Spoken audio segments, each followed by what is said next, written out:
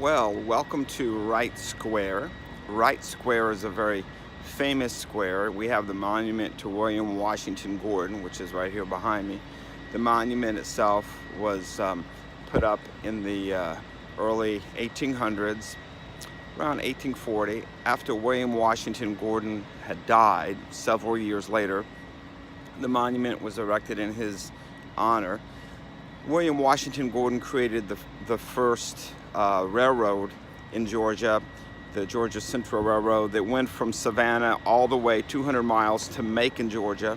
And as a result of that railroad, the train could stop at every plantation in between here, Savannah, and Macon, and the plantations could load their hundreds or thousands of bales of cotton onto the train. The train itself would then go right down to the Riverwalk. They could actually toss, two men could toss a 500 bale of cotton from the car itself, the railroad car, right onto a steamship. And as a result of that, Savannah was able to beat out Charleston and other colonies with the export of cotton to England. As it turned out, Georgia has the greatest soil in the world for cotton. So needless to say, cotton was gold in Savannah. Now, this monument, when it was built, what was underneath were the bones of Tomochichi. So they weren't sure what to do, frankly, except to go ahead and put the monument over Tomochichi. However, William Washington Gordon's daughter, in order to keep the respect of Tomochichi, she brought in from Stone Mountain a large piece of granite and put it over into the corner of the square, along with a plaque. So right behind me you can see the piece of granite, along with the plaque stating that this is the square in which the bones of Tomochichi rest. Now, you also have the famous courthouse here behind me. There were two courthouses on this square, the county courthouse and the city courthouse.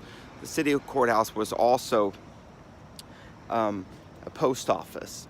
So it's no longer a post office or a courthouse. It is a federal courthouse for federal employees.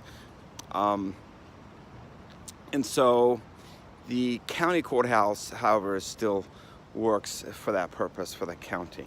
Now, in front of the main courthouse here, it's all marble. It's as if you were to step back into time, into early Italy. You have the wonderful tower, like you would have the towers throughout the village states within Italy.